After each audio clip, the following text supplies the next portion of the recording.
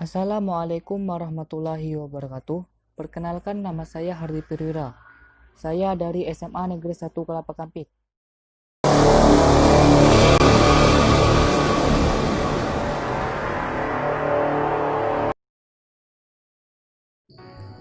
Pernah gak sih lo berpikir, mengapa letak gagang pintu pasti selalu lebih jauh dari engsel?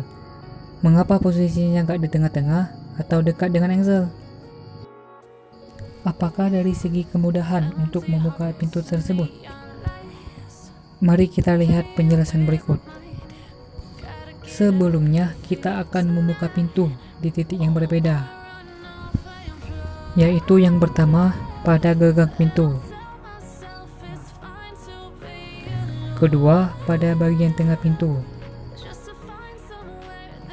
dan yang ketiga adalah pada bagian yang dekat dengan engsel. Seperti pada gambar berikut. Dari ketiga titik yang berbeda tadi, kita dapat merasakan lebih mudah mendorong pintu pada titik A atau pada gagang pintu, dan agak sulit mendorong pintu pada titik C atau bagian yang dekat dengan engsel. Mengapa bisa demikian? Yuklah kita bahas. Ini adalah gambar pintu yang dilihat dari atas. Pada bagian A, kita misalkan dengan FA. Bagian B, kita misalkan dengan FB. Dan pada bagian C, kita misalkan dengan FC. Dan seperti kita ketahui sebelumnya, bahwa kita akan merasakan lebih mudah membuka atau menutup pintu pada posisi A atau pada gagang pintu, dan lebih sulit membuka atau menutupnya pada bagian C atau bagian yang dekat dengan engsel. Jadi kalau begitu, untuk gerak rotasi, gaya saja belum cukup, perlu juga di mana gaya itu diberikan. Jarak dari engsel ke titik di mana gaya itu diberikan disebut dengan lengan gaya. Apa itu lengan gaya? Lengan gaya adalah jarak tegak lurus yang ditarik dari poros rotasi sampai ke garis kerja gaya.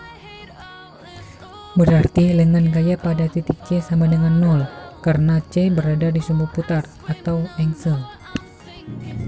Kemudian, hubungan gerak rotasi dengan lengan gaya dinamakan momen gaya.